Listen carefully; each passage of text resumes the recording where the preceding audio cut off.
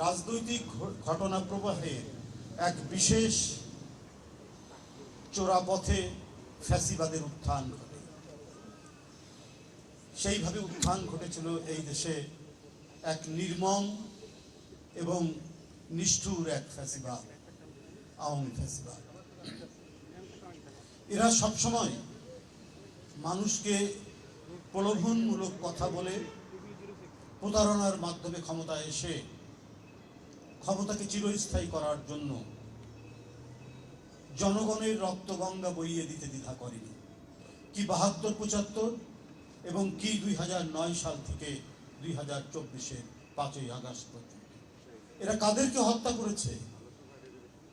স্কুলের, primary school, মাধ্যমিক school, college, ইউনিভার্সিটির মাসুম ছাত্রছাত্রী ভাই বোনদেরকে।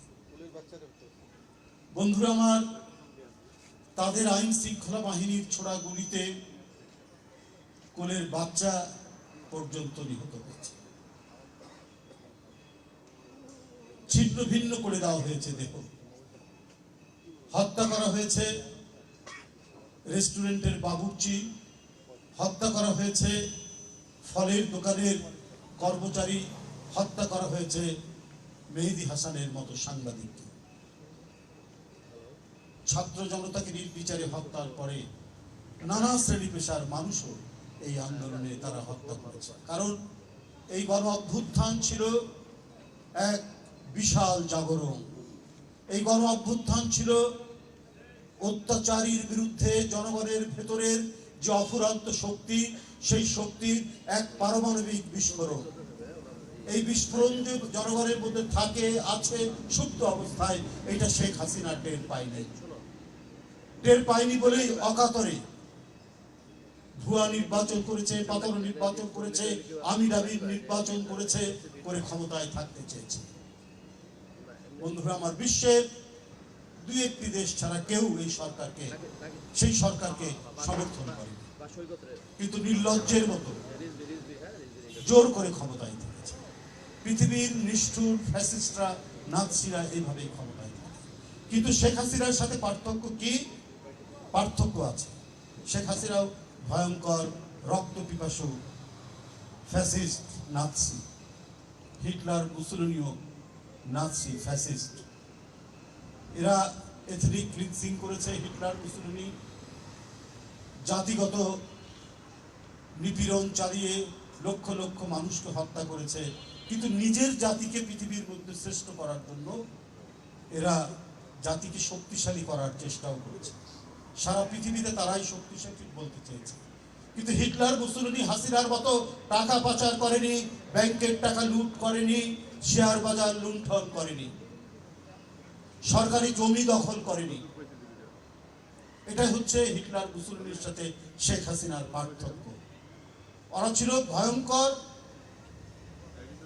খুনি ফ্যাসিস্ট, কিন্তু ওদের মধ্যে নিজের দেশের প্রতি প্রেম ছিল।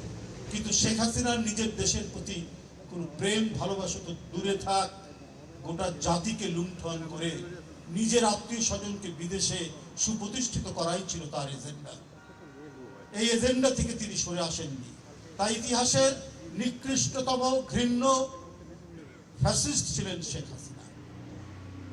আজকে তিনি ভারতের দিল্লিতে সাউথ এশিয়ান জার্নালিস্টদের একটি অনুষ্ঠানে বক্তব্য রাখবেন, ভিডিও বার্তা দেবেন। পরে তিনি ভিডিও বার্তা না দিয়ে অডিও বার্তা দিচ্ছেন।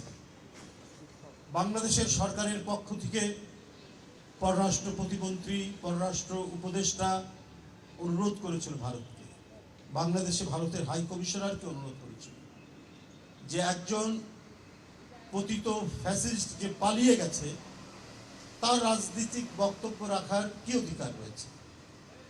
সে তো পলাতক একজন দাগী আসামি, যার বিরুদ্ধে আদালতের রায় রয়েছে ফাঁসি থেকে বিভিন্ন মেয়াদে। সে কি করে একটি ইন্টারন্যাশনাল সাংবাদিকদের ফোরামে সে বক্তব্য রাখতে পারে?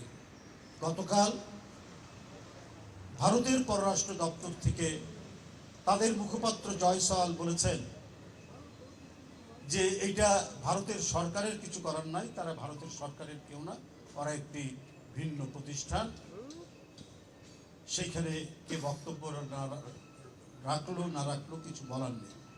তো আমার বক্তব্য হচ্ছে ভারতের মুখপাত্রের প্রতি, দেশনেত্রী বেগম খালেদা জিয়ার আইনি লড়াই করার জন্য ইংল্যান্ড থেকে যখন লর্ড কার্নিল যখন এসেছিলেন, তখন হাসিনা তাকে ঢুকতে দেয়নি তার মামলা পরিচালনা করার।